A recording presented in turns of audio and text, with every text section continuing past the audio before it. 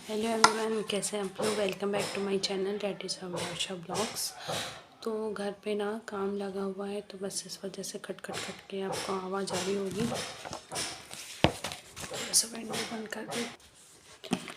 तो अभी मैंने आप लास्ट वीडियो में आपके साथ शेयर किया था टीचिंग एड्स में जो आपके ऑडियो एड्स थे, मतलब सुनने वाली जो साधन थे पढ़ाने के, जिसमें आपका रेडियो था और सेकंड आपका टेप रिकॉर्डर था और थर्ड आपका ये ग्रामोफोन और लिंग्वाफोन था।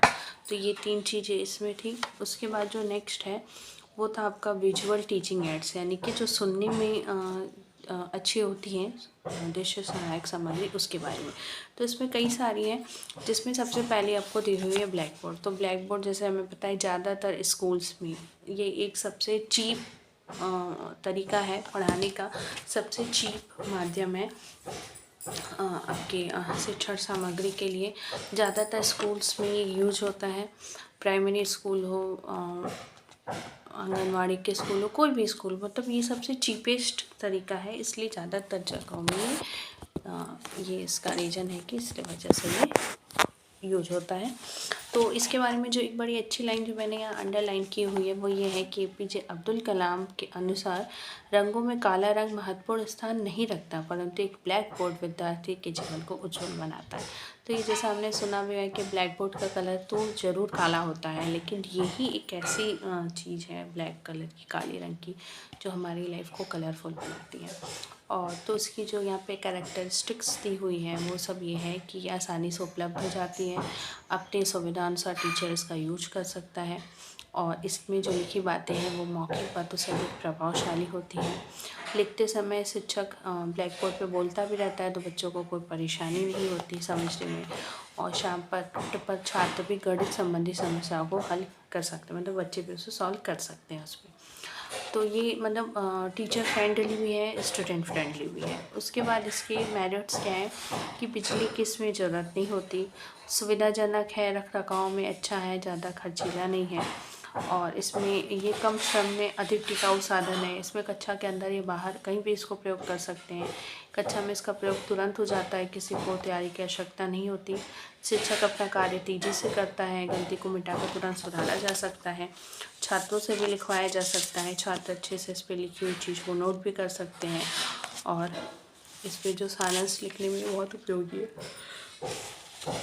उसके बाद इसकी लिमिटेशन दी हुई, पहले ये दी हुई है कि जब इसमें टीचर लिखते हैं तो उससे क्या होता है कि आई कांटेक्ट टूट जाता है, क्योंकि जब हम ऐसे लिखते रहते हैं तो पीछे बच्चों को हम नहीं देख पाते हैं। और दूसरी चीज़ यह है कि इसमें जो लिखने वाली चीज़ें हैं, मतलब पता लिखते समय बच्चों को जो लिखित कार्य होता है वो थोड़े आंशिक रूप से दिखाई देता है। तो मतलब बहुत अच्छे से बच्चे, थोड़ा सा टाइम लगता है बच्चों को लिखने में, ये समझ सकते हैं। ज़्यादा इसकी लिमिटेशन नहीं, इसलिए 2 ही लिमिटेशन इसमें दी हुई है। और सावधानी क्या क्या रख सकते हैं वो ये कि हमें क्या लिखना है ये हमें पहले से सोच के आना चाहिए, और लिखते समय बोलते भी रहना चाहिए, जिससे जो बच्चे नहीं देख पा रहे हैं वो सुन के लिख सकें। जो कूटने वाला था सो गया। और लिखते समय ब्लैक बोर्ड ढकना नहीं चाहिए, और लिखने के बाद टीचर को है कि एक तरफ खड़े हो जाना चाहिए, और इसको जल्दी जल्दी लिखना चाहिए, जिससे बच्चे जल्दी से, आप लिख के एक तरफ साइड हो जाए, बच्चे जल्दी से नोट कर सकें, और फिर आप जल्दी से लिखें। बहुत टाइम टेकिंग प्रोसेस इसको नहीं बनाना चाहिए।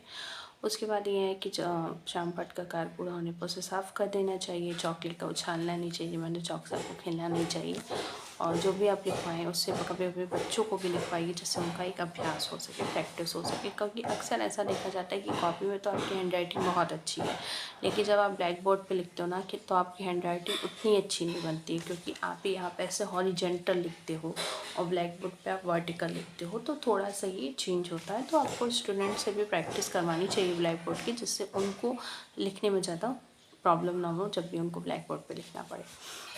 उसके बाद मॉडल है, तो मॉडल देखिए कभी कभी क्या होता है, जैसे कोई शीश है और हम बच्चों को उसके बारे में बताना चाह रहे हैं, पर उसे बहुत बड़ी है, तो हम नहीं उस ओरिजिनल चीज़ नहीं दिखा सकते कि वो बहुत बड़ी है, जैसे पहाड़ है, पर्वत है, नदी है, और बाहर है, हम उसको ला के नहीं दिखा सकते, जैसे वो सूरज तारे हैं तो हम उनका एक छोटा सा मॉडल बना के बच्चों को दिखाते हैं कि देखो भाई ये ऐसा ऐसा है, नदी ऐसे होती है, ऐसे पानी बहता है, ऐसे ऐसे ऐसे जगह है, पहाड़ ऐसे होते हैं, तारे ऐसे होते हैं, चंद्रमा ऐसे होते हैं। तो कुछ चीज़ें ऐसे होती हैं जो हम ओरिजिनल चीज़ें बच्चों को नहीं दिखा सकते हैं, क्योंकि कभी कभी वो बहुत बड़ी होती है, कभी कभी हमारी पहुँच के बाहर होती हैं। तो उनका एक छोटा सा तरीका, छोटे से रूप में हम उनको दिखाते हैं और उन्हें हम मॉडल बोलते हैं। तो यहाँ पे दिया हुआ है कि मॉडल कई तरीके के होते हैं। जैसे पहला है आपका ठोस प्रतिमान यानी डमी मॉडल। तो इसमें डमी मॉडल में किसी भी चीज़ की बाहरी चीज़ को दिखाते हैं, मतलब जो भी उसका बाहरी शेप है वो हम दिखाते हैं डमी मॉडल के थ्रू। मतलब जो भी चीज़ हम दिखाना चाह रहे हैं उसका बाहरी रूप, वो होता है डमी मॉडल। फिर है स्टैटिक मॉडल यानी स्थिर प्रतिमान। तो इसमें किसी भी चीज़ की आंतरिक संरचना को हम डमी मॉडल की तरह दिखाते हैं। फिर है डायनामिक वर्किंग मॉडल। तो उसमें क्या होता है कि जो चीज़ मतलब वर्क कर रही है उसका हम डायनामिक यानी मूवेबल है उसके मॉडल को दिखाते हैं। तो उसमें क्या कह रहा है कि किसी प्रक्रिया या सिद्धांत के स्पष्टीकरण के लिए इनका प्रयोग किया जाता है। इनके द्वारा गतिशील पदार्थ वस्तु का निरीक्षण उसकी स्थिर अथवा कार्यरत स्थिति में ही किया जा सकता है। ये हाथ अथवा बटन द्वारा संचालित हो सकते हैं, मतलब मूवेबल जो होता है वो गतिमान इस मॉडल होता है। फिर होता है सिमुलेटेड मॉडल, यानी जो बहुत बड़ा है उसको छोटे में हम जब दिखाते हैं तो वो सिमुलेटेड मॉडल होता है। और फिर होता है डायोरामा, ये 3D सीन होते हैं, मतलब 3D चीज़ें जो हम नहीं दिखा सकते वो हम इसमें दिखाते हैं। ये ज़्यादातर जब भी आप ये म्यूजियम वगैरह में जाते हो ना तो वहाँ आपको ये डायोरामा दिखता है, बायोलॉजी की लैब में दिखता है, म्यूजियम में दिखता है, मतलब 3D मॉडल में दिखाते हैं आपको। तो ये 5 टाइप के मॉडल थे, dummy model, static model, dynamic working model, simulated model और डायग्रामा। तो इसके यूज में देखिए कि क्या है कि इसे क्लास में भी रख सकते हैं, लैब में भी ले जा सकते हैं, छात्रों को हाथ में उन्हें पकड़ा के दे सकते हैं कि वो सामने से बिल्कुल टच करके उस चीज़ को सीख सके। और प्रश्नोत्तर विधि के द्वारा मतलब जब टीचर देता है बच्चे को और क्वेश्चन आंसर करता रहता है तो अच्छी तरीके से उसे समझा पाता है।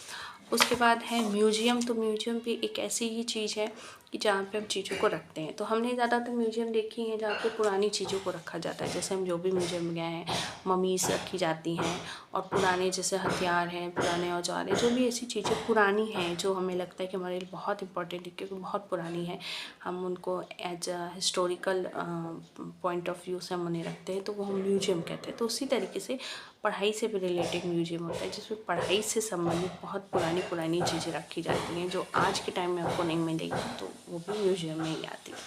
उसके बाद है स्लाइड्स। तो स्लाइड्स देखिए कई तरीके की होती हैं जो इसमें दिया हुआ है कि स्लाइड्स मतलब आपका कंप्यूटर का इंट्रोडक्शन हो गया है, तो उसमें ये है कि यहाँ तो कांच स्लाइड्स को बनाने का प्रोसेस दिया हुआ है। तो जो हाथ से पहले पुरानी स्लाइड्स चलती थी यहाँ उनकी बात हो रही है कि किस तरीके से बना के हम उसका यूज करते थे। उसके बाद है ओवरहेड प्रोजेक्टर। तो ओवरहेड प्रोजेक्टर आपका देखिए कुछ इस टाइप का है।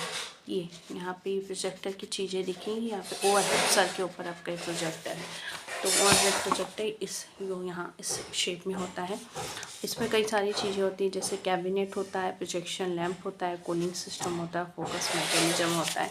तो ओवरहेड प्रोजेक्टर ना थोड़ा सा बोरिंग सा है, तो मुझे नहीं समझा बट मुझे इसे थोड़ा अभी और अच्छे से समझना है, तो मैं इसको एक बार और अच्छे से समझ के फिर उसे आपके साथ शेयर करूँगी।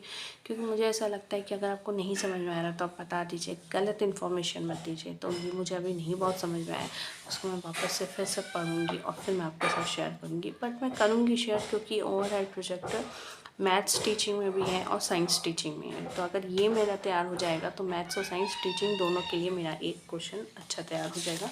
तो मैं इसे आपके साथ शेयर करूँगी, लेकिन मैं इसे नेक्स्ट टाइम शेयर करूँगी थोड़ा सा मैं और अच्छे से इसे समझने के बाद। तो यहाँ पे ओवरहेड प्रोजेक्टर के एडवांटेज दिए हुए हैं और इसकी लिमिटेशन दी हुई है कि इसमें लिमिटेशन है कि इसमें लाइट ज़रूरी होता है और जानकारी को बहुत अधिक देर तक पर्दे पर नहीं रख सकते हैं। और इसमें अगर जो इलेक्ट्रिसिटी में अगर प्रॉब्लम आ जाती है, लाइट बीच में चली गई, तो ये हमारा किसी काम का नहीं रह जाता है। उसके बाद सावधानी है कि लैंप को हाथ से नहीं छूना चाहिए। कक्षा में बच्चों की छात्र संख्या के आधार पे हमें इन्हें चीज़ों को यूज करना चाहिए।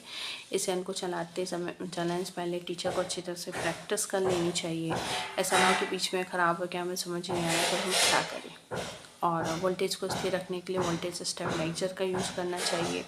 और इसके यूज़ करते हुए टीचर जो है उसको जो प्रोजेक्ट है उसकी दाईं राइट साइड में खड़ा होना चाहिए। तो ये सब चीज़ें प्रयोग के बाद यंत्र को बंद कर देना चाहिए। तो ये सब कुछ चीज़ें जो मतलब इलेक्ट्रिक आइटम को यूज करते समय आपको केयरफुल होना पड़ता है, उन सब चीज़ों से संबंधित ये चीज़ें हैं। फिर आपका स्लाइड प्रोजेक्टर, तो स्लाइड प्रोजेक्टर के द्वारा पाठ्यक्रम से संबंधित विभिन्न प्रकरणों पर स्लाइड प्रोजेक्टर रखे जाते हैं। तो जैसे विद्युत व्यवस्था, प्रक्षेपण, प्रक्षेपी लेंस, स्लाइड ट्रे और प्रक्षेपण स्क्रीन। तो ये भी स्लाइड प्रोजेक्टर भी ओवरहेड प्रोजेक्टर की तरह है, बट ये उससे थोड़ा सा ईजी है। इसमें एक पावर असेंबली होती है और उसके बाद प्रोजेक्शन लैंप होता है, प्रोजेक्शन लेंस होता है, स्लाइड ट्रे होती है और प्रोजेक्शन स्क्रीन होता है। तो उसके बाद इसमें यूटिलिटी दी हुई है, लिमिटेशन दी हुई है। तो यहाँ पे ये चीज़ ख़त्म हो जाता है। अब इसके बाद ऑडियो विजुअल एड्स स्टार्ट हुआ है कि दृश्य शब्द साधन क्या क्या है। तो इसको मैं नेक्स्ट पढ़ूँगी, तब मैं आपके साथ इस वीडियो को शेयर करूँगी। आज मैंने प्रीवियस वीडियो में मैंने विजुअल एड्स के बारे में बात किया। आज अभी मैंने लास्ट वीडियो में मैंने आपसे ऑडियो एड्स के बारे में बात की थी, जो सुनने वाली चीज़ें हैं। इस वीडियो में मैंने आपसे विजुअल एड्स के बारे में बात किया है, जो कि देखने वाली चीज़ें। और नेक्स्ट ऑडियो विजुअल है, जिसमें आप देख भी सकते हैं, सुन भी सकते हैं, जैसे कंप्यूटर है, टेलीविज़न है। तो उसे मैं नेक्स्ट वीडियो में कवर करूँगी, वरना फिर बहुत ही ज़्यादा बोरिंग हो जाएगा। तो अगर आज का ये वीडियो आपको अच्छा लगा होगा तो वीडियो को लाइक करिएगा, शेयर करिएगा और चैनल को सब्सक्राइब करना बिल्कुल भी मत भूलिएगा। और अब ना मैं खुद भी अभी इसे नहीं पढ़ने जा रही हूँ, क्योंकि इसमें कुछ थोड़े से बचे हुए हैं। 97 पे मैं हूँ और ये चैप्टर है 230, यानी अब 32 पेज बचा हुआ है और स्टार्टिंग था 147 से, यानी 50 पेज कंप्लीट हुए हैं मेरे से और भी 32 पेज बाकी है। तो अब मैं इसे नहीं करूँगी ना, क्योंकि मुझे भी बहुत ज़्यादा बोरिंग सा लग रहा है। तो अब या तो मैं इसमें आगे का कोई इजी टॉपिक देखने वाली हूँ मैथ टीचिंग में, और या फिर मैं साइंस टीचिंग की बुक उठाऊँगी। तो फिर देखती हूँ, जो भी मैं कवर करूँगी फिर मैं उसका नेक्स्ट वीडियो बना के आपके साथ शेयर करूँगी। तब तक के लिए बाय बाय।